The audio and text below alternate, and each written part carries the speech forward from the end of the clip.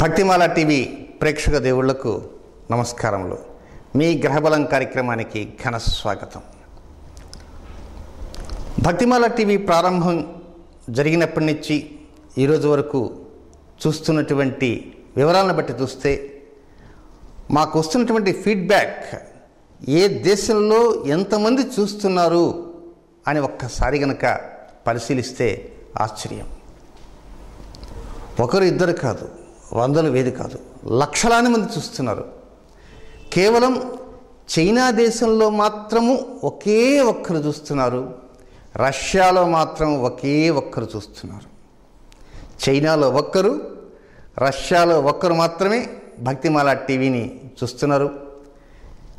ఈ రెండు దేశాలు తప్ప మిగిలిన ప్రపంచ దేశాలన్నింటిలో లెక్క వేసుకుంటూ పోతే లక్షలాది మంది భక్తిమాల టీవీ కార్యక్రమాలని చూస్తున్నారు. కేవలం ప్రస్తుతం నా ఒక్క కార్యక్రమం మాత్రమే వస్తున్నది. అతి త్వరలోనే అన్ని కార్యక్రమాలు కూడా రాబోతున్నాయి. ప్రతిరోజు కూడా భక్తిమాల టీవీ కార్యక్రమాల్లో చిన్న చిన్న విషయాల్ని చెప్పటం అంటూ జరుగుతున్నది. ఇంకా మంచి విషయాలు ఇప్పుడు చెప్తారండి అని మీరు అనుకోవచ్చు. దాదాపుగా మీకు నాకు దాదాపు 45 రోజుల మధ్య గ్యాప్ వచ్చేసింది. కనుక ఈ గ్యాప్లో కొంతవరకు చాలామంది ఈ grahbhumi.blogspot.com చూడటం తగ్గించారు. తిరిగి మరలా ఊపందుకుంది. అందుచేతనే ప్రతినిత్యం ఏదో ఒక కార్యక్రమాన్ని గురించి మీకు తెలియజేస్తున్నాను. అక్టోబర్ 16వ తేదీన ఎట్ ఏ టైం 9 కలిసి పూజలు ఆచరించబోతున్నాం. ఆ రోజు నుంచి అంటే శరద్ నవరాత్రులు ప్రారంభమవుతాయి. కలశస్థాపన, శరద్ నవరాత్రులు, ఈ లోపలనే మరికొన్ని ఇతర కార్యక్రమాలు కూడా ప్రారంభం చేయటం జరుగుతుంది. అక్టోబర్ నెల 16వ తేదీ నుంచి భక్తిమాల టీవీలో ఎన్నో కార్యక్రమాలు ఉంటాయి. మీకు చూడటానికి ముందు సమయం కూడా కావాలి. ఒక కార్యక్రమాన్ని చూడాలంటే ఒక అరగంట నుంచి 40 నిమిషాల దాకా పడుతుంది. ఈ లోపల మరొక ఇంట్రెస్టింగ్ కార్యక్రమం ఉంటుంది. అందువల్ల ఎక్కడ మీ సమయం వృధా కాకుండా మీ సమయాన్ని విలువైనటువంటి సమయాన్ని విలువైనటువంటి పనులకు వినియోగించే విధంగానే మేము ప్లానింగ్ చేస్తున్నాం. కనుక చిన్న చిన్న విషయాలు ఈ లోపలనే చెప్పబోతున్నాను. ఇంకా మంచి మంచి విషయాల్లోకి రాలేదే, పరిహారాలు ఇంకా రాలేదే అని మాత్రం అనుకోకండి. తప్పకుండా ఎన్ని పరిహారాలు ఉన్నాయో అన్ని పరిహారాలని మీకోసం మీ గ్రహబలం కార్యక్రమంలో ప్రసారం చేయటం జరుగుతుంది. ఇక మొన్నటి రోజున మనం అశ్విని, భరణి ఈ రెండు నక్షత్రాల్లో జన్మించినటువంటి వారికి ఏ నక్షత్రాల్లో జన్మించిన వారిని వివాహం చేసుకోవచ్చు చెప్పడం జరిగింది. ఈ రోజున మరికొన్ని నక్షత్రాలు తీసుకుందాం. అందులో మొదటిది కృత్తికా నక్షత్రం 1వ పాదం. ఈ 1వ పాదం ఎందుకు అంటున్నామంటే కృత్తికా నక్షత్ర 1వ పాదం మేషరాశిలో ఉంటుంది.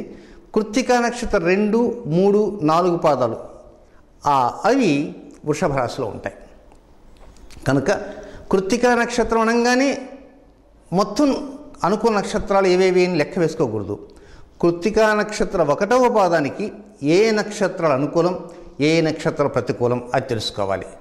ఆ తర్వాత కృత్తికా నక్షత్ర 2, 3, 4 పాదాలు వృషభ రాశిలో జన్మించిన వారికి ఏ నక్షత్రాలు అనుకూలం, ఏ నక్షత్రాలు ప్రతికూలం తెలుసుకోవాలి.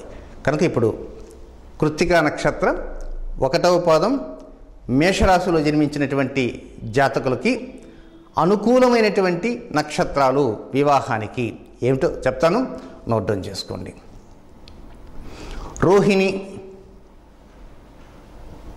శ్రవణం, ధనిష్ట, మృగశిర,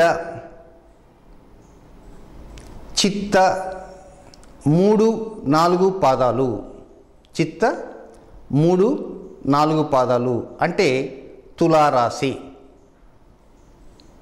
విశాఖ 1, 2, 3 పాదాలు. విశాఖ 1, 2, 3 పాదాలు అంటే అది కూడా తులారాశి. పూర్వాభాద్ర, పునర్వసు, పుష్యమి, ఉత్తరాభాద్ర, అశ్వని, మఖ, మూల, పూర్వాషాఢ, భరణి, పుబ్బ. ఇవి అనుకూలమైనటువంటి నక్షత్రాలు. ఎవరికి?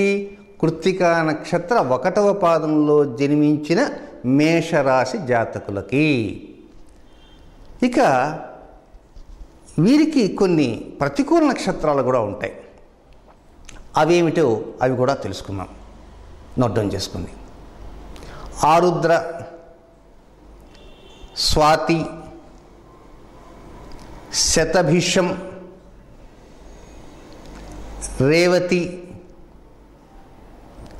ఆశ్లేష, జ్యేష్ఠ. ఈ 6 నక్షత్రాలు ఒకవైపు నుంచి చూస్తే క్షేమతారలు, మరొక వైపు నుంచి చూస్తే నైధన తారలు.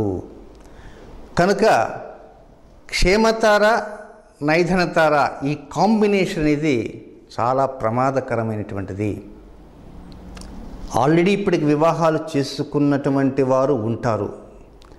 వివాహాలు చేసుకొని ఉన్నటువంటి వారు ఈ మాటలు విని ఆందోళన చెందవచ్చు. కనుక వారు ఆందోళన చెందకుండా ఉండటాని కోసంగా 27 నక్షత్రాలు పూర్తయిన తర్వాత తగినటువంటి ఈ క్షేమతార, నైధనతార కాంబినేషన్లో ఉన్నటువంటి నక్షత్రాలు ఏవైతే ఉంటాయో వాటికి తగిన పరిహారం అనేది చెప్తాను. ఇవి కాకుండా మరికొన్ని ప్రతికూల నక్షత్రాలు కూడా కృత్తికా నక్షత్ర 1వ పాదానికి ఉన్నాయి. అవేమిటంటే హస్త, చిత్త 1, 2 పాదాలు కన్యారాశి, విశాఖ 4వ పాదము అంటే వృశ్చిక రాశి, అనురాధ ఇవి షష్టాష్టకాలు అంటారు. షష్ట అష్టకములు, అట్టిని చూస్తే 6, ఇట్టిని చూస్తే 8 షష్టాష్టకాలు అంటారు. కనుక ఈ నక్షత్రాలు కూడా మనం విసర్జించాలి. కనుక కృత్తికా నక్షత్ర 1వ పాదంలో జన్మించిన మేషరాశి జాతకులకి అనుకూలమైనవి తెలుసుకున్నారు, ప్రతికూలమైనవి తెలుసుకున్నారు. ఇక ఆ తర్వాత కృత్తికా నక్షత్రం 2, 3, 4 పాదాలు అంటే ఏ రాశి? వృషభ రాశి. ఈ వృషభ రాశిలో జన్మించినటువంటి జాతకులకి ఏ నక్షత్రాలు వివాహ సమయాల్లో మనకు అనుకూలమో, ఏవి ప్రతికూలమో, ఏవి షష్టాష్టకాలు, ప్రతికూలం అంటే షష్టాష్టకాలు, నైధంతారులు, ఈ క్షేమతారాలు ఉన్నాయి కదా, ఇవి కూడా మనం తెలుసుకుందాం. ఇక నోట్ డౌన్ చేసుకోండి. ఏ నక్షత్రానికి? కృత్తికా నక్షత్రం 2, 3, 4 పాదాల వరకు. రోహిణి, హస్త, శ్రవణం, ధనిష్ట, మృగశిర, చిత్త 1, 2 పాదాలు అంటే కన్యారాశి. చిత్త 1, 2 పాదాలు కన్యారాశి. విశాఖ 4వ పాదము, విశాఖ 4వ పాదము అంటే వృశ్చిక రాశి. అనురాధ, ఉత్తరాభాద్ర, పుష్యమి, మఖ, అశ్వని, భరణి, పుబ్బ. ఇవి అనుకూలమైనటువంటి నక్షత్రాలు కృత్తిక 2, 3, 4 పాదాల్లో జన్మించినటువంటి జాతకులకి. ఇవి కాకుండా ప్రతికూలం కూడా తెలుసుకోవాలి కదా. అవేమిటంటే ఆరుద్ర, స్వాతి, శతభిషం, ఆశ్లేష, జ్యేష్ఠ, రేవతి. ఇవి అనుకూలంగా ఉన్నప్పటికీ కూడా మనం విసర్జించాలి. ఇటువైపు క్షేమతార, అటువైపు నైధంతార.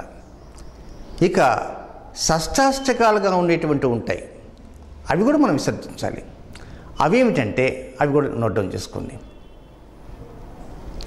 చిత్త 3, 4 పాదాలు. విశాఖ 1, 2, 3 పాదాలు. మూల, పూర్వాషాఢ. ఈ నక్షత్రాలు అనుకూలంగా తారాబలంగా అనిపించినప్పటికీ కూడా మనం విసర్జించాలి. ఎందుకు? ఇవి షష్టాష్టకాలు. జన్మరాశి నుంచి 8వ స్థానం, జన్మరాశి నుంచి 6వ స్థానంలో ఉంటాయన్నమాట. కనుక వీటిని మనం విసర్జించాలి. కనుక ఇప్పటికీ కృత్తికా నక్షత్ర 1వ పాదంలో జన్మించిన మేషరాశి జాతకులు, కృత్తికా నక్షత్ర 2, 3, 4 పాదాల్లో జన్మించినటువంటి వృషభ రాశి జాతకులకి అనుకూలమే తెలుసుకున్నారు, ప్రతికూలం తెలుసుకున్నారు. ఇక దీని తర్వాత నక్షత్రం ఏమిటి? రోహిణి నక్షత్రం. ఈ రోహిణి నక్షత్రానికి కూడా మనం తెలుసుకుందాం. ఇక రోహిణి నక్షత్రానికి వివాహ సమయాలలో, జాతకాలు చూసుకునే సమయంలో ఏ నక్షత్రంలో పుట్టినటువంటి యువతీ యువకుల్ని మనం సిద్ధం చేయాలి రోహిణికి చెప్పబోతున్నాను. ఇది కూడా నోట్ డౌన్ చేసుకోండి. మృగశిర,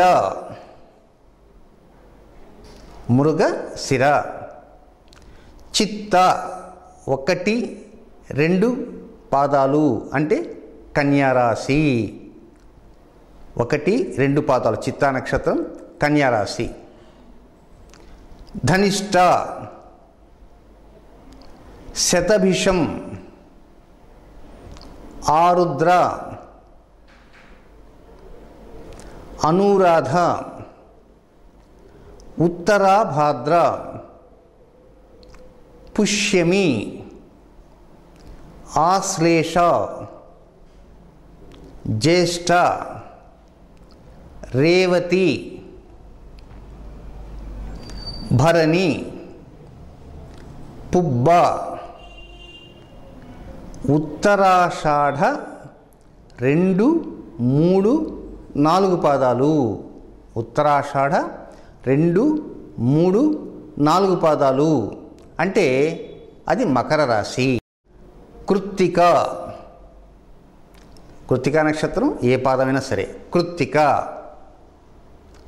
ఉత్తర మరియు రోహిణి ఇవన్నీ కూడా అనుకూలమైనటువంటి నక్షత్రాలు. ఇక రోహిణి నక్షత్రానికి ప్రతికూలమైనటువంటి నక్షత్రాలు ఏమేమిటో ఇప్పుడు తెలుసుకుందాం. నోట్ డౌన్ చేసుకుందాం. పునర్వసు, విశాఖ, పూర్వాభాద్ర, అశ్వని, మఖ,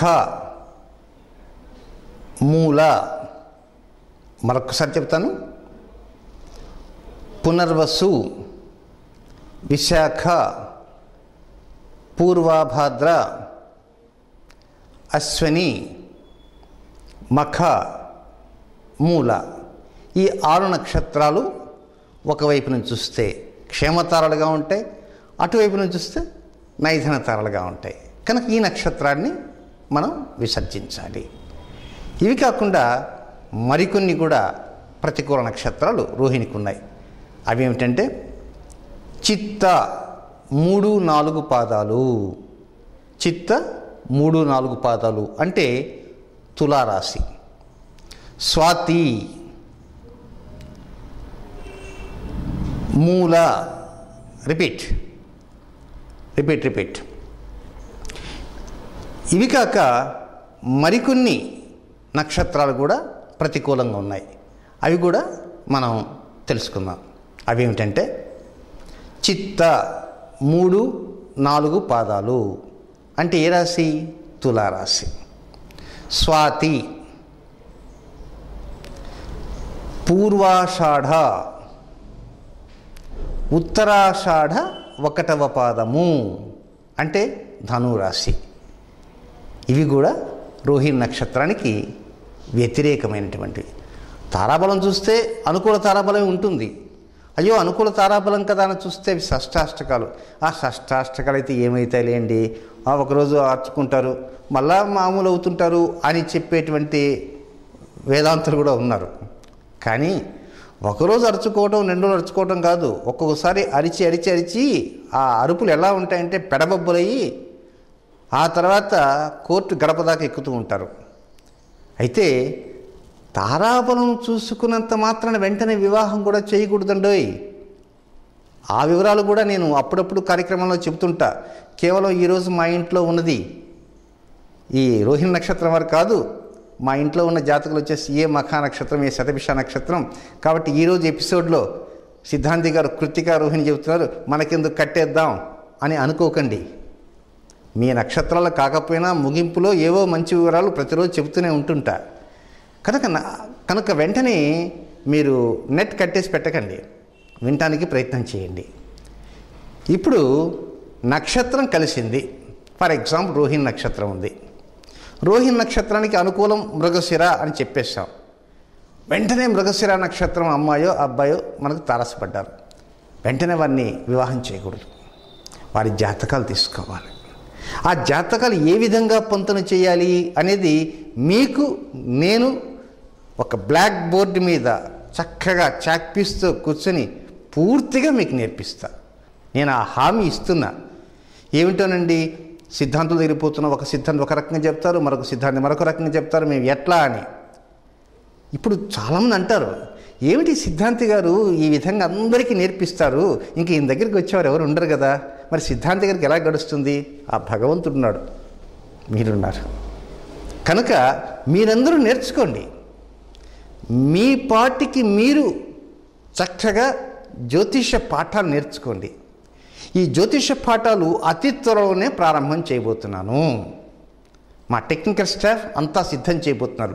ఇప్పుడు సహజంగా మామూలు కార్యక్రమం అనుకోండి, టెలికాస్ట్ అవుతుంది, లైవ్ టెలికాస్ట్ అవుతుంది, ఒకసారి రికార్డింగ్ ప్రోగ్రామ్ అవుతుంది.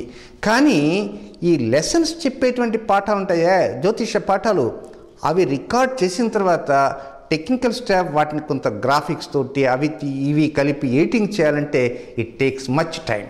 అందువల్ల వారానికి 1-2 రోజులు మాత్రం తప్పకుండా మీరు జ్యోతిష్యులు కావాలనుకుంటున్న వారందరూ కూడా జ్యోతిష పాఠాలు నేర్చుకోండి. ఓంకార మహాశక్తి పీఠం ఆధ్వర్యం నడుస్తున్నటువంటి మీ భక్తిమాల టీవీ కార్యక్రమాల్లో జ్యోతిష పాఠాలు నేర్చుకోండి.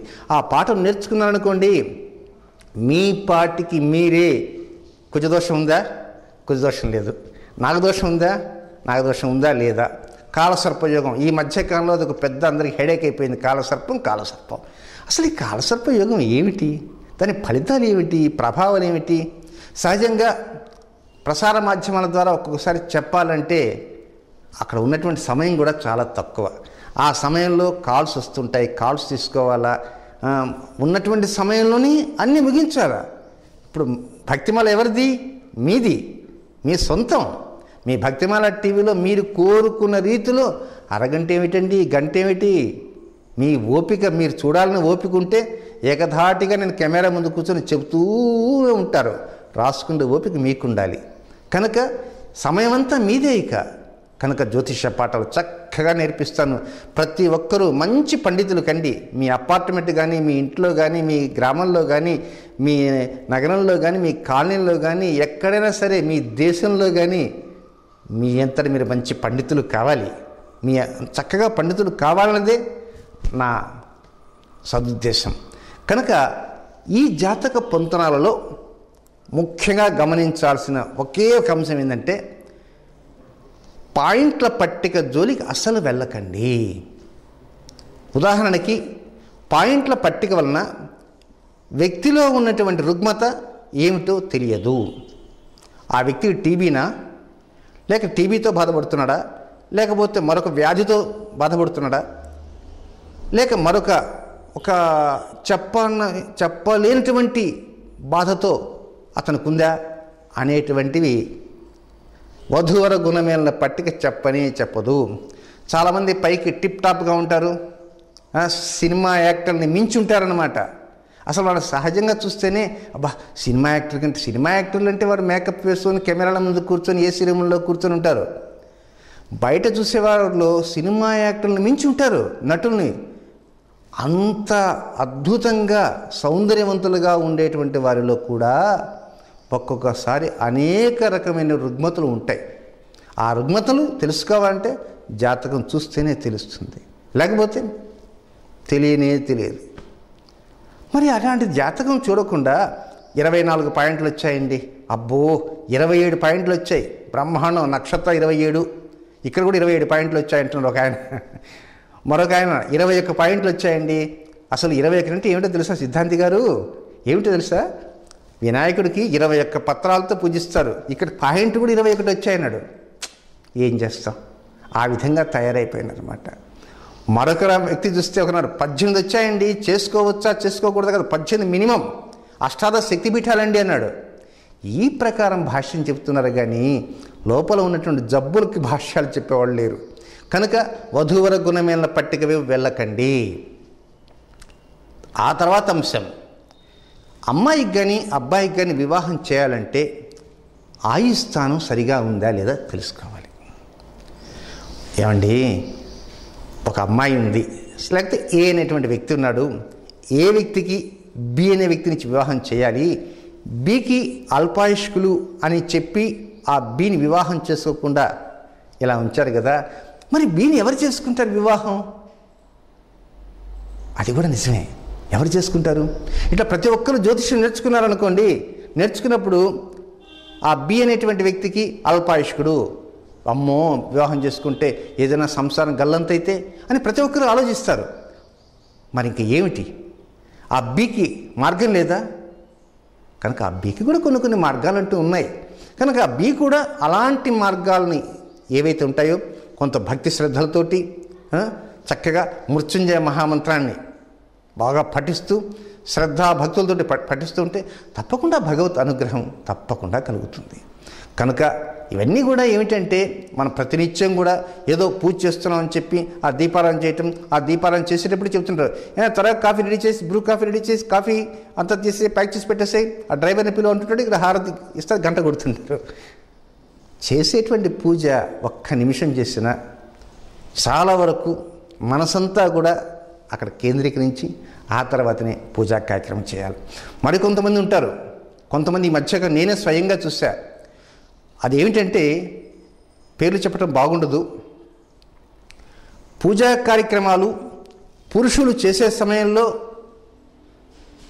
ఏదైనా కింద అంచు ఉన్నటువంటి తెలుపు రంగు పంచె ఉత్తరీయమై ఉండాలి, తెలుపు రంగు పంచె ఉండాలి, పైన ఉత్తరీయం ఉండాలి, ఘంటాపదంగా బల్లగుద్ది చెబుతున్నాడు 1-4 సార్లు ఒక టీవీలో. వెంటనే ఆ శ్రీమతి గారు వచ్చి అడిగారు, చూడు ఆయన ఏంటి తెలుపు రంగు వస్త్రం కట్టుకోవాలట, మరి అట్లా చాలామంది ఎరుపు రంగు కట్టుకున్నారు, కొంతమంది ఆరెంజ్ రంగు కట్టుకుంటున్నారు, అట్లా కట్టుకోకూడదు అంటున్నారని వెంటనే నేను యూట్యూబ్కి వెళ్ళేసి ఒకసారి చూపించా. చూడవే పిచ్చిదానా, ఆ చెప్పిన వ్యక్తి వారి ఇంట్లో ఏ రంగు బట్ట కట్టుకొని పూజ చేస్తుండు, ఆయన ఎరుపు రంగు బట్ట కట్టుకొని పైన ఉత్తరం కూడా లేకుండా పూజ చేస్తుండు. అంటే చెప్పేది ఒక మాట, చేసేది ఒకటి. ఇలా చేయటం తప్పు. కనుక నేను నిర్మోహమాటంగా ముక్కుసూటిగా మాట్లాడతా. అందుకే నా మాటలు కొంతమందికి వ్యతిరేకంగా అనిపిస్తాయి. అందువల్ల ఇట్లా వ్యతిరేకంగా అనిపిస్తాయి. కొంతమంది ఆదరించేవారున్నారు, కొంతమంది ద్వేషించేవారున్నారు. ఒకరు ద్వేషిస్తారు, ఒకరు ఆదరిస్తారని నాకు అనవసరం. ఉన్నటువంటి విషయాన్ని ప్రజలకు తేటతెల్లం చేయటమే నా ఉద్దేశం. కనుక ప్రేక్షక మహాశైలందరికీ మరొక ముఖ్య గమనిక, రేపటి రోజునే మంగళవారం ఖగోళంలో కుజ రాహువుల యొక్క సమాగమం జరగబోతున్నది వృశ్చిక రాశిలో. కనుక నిన్నటి రాశి ఫలితాల్లో కూడా చెప్పడం జరిగింది. ఒకవేళ నిన్నటి రాశి ఫలితాలు కనుక మీరు వినలేకపోతే వెంటనే యూట్యూబ్కి వెళ్ళి సెప్టెంబర్ 30వ తేదీ నాటి ప్రోగ్రాం చూడండి, లేదా grahbhumi.blogspot.comలో మేషరాశి నుంచి మీన రాశి వరకు కుజరాహుల సమాగమం వలన ఫలితాలు ఏమిటి, ఎలాంటి జాగ్రత్తలు తీసుకోవాలా అనే విషయాలు కూడా ఇచ్చాను. ఆ వివరాలు కూడా చూడండి. రేపటి రోజున మృగశిర నక్షత్రంతో తిరిగి మిగిలిన నక్షత్రాలలో జన్మించిన వారికి ఏ నక్షత్రాలతో జాతక పొంతులు ఉంటాయో అలాంటి విశేషాలు కూడా తెలుసుకుందాం. ప్రతిరోజు కూడా ఈ నక్షత్రాలతో పాటు మంచి మంచి విశేషాలు కూడా చెప్పడం ప్రారంభం చేస్తున్నాను. ఇక ప్రతి నిత్యం కూడా మీ గ్రహబలం కార్యక్రమానికి మీరు కూడా ఘన స్వాగతం పలుకుతూ నేను చెప్పేటువంటి అనేక అంశాల మీద దృష్టి సారిస్తూ మీలో ఒక చైతన్యం రావటమే కాకుండా మీ పరిసర ప్రాంతాల్లో ఉండే వారందరినీ కూడా వారికి కూడా చైతన్యం తీసుకొచ్చి భక్తిమాల.tvని చూసే విధంగా చేయాలని మనసారా కోరుకుంటున్నాను. నమస్కారం.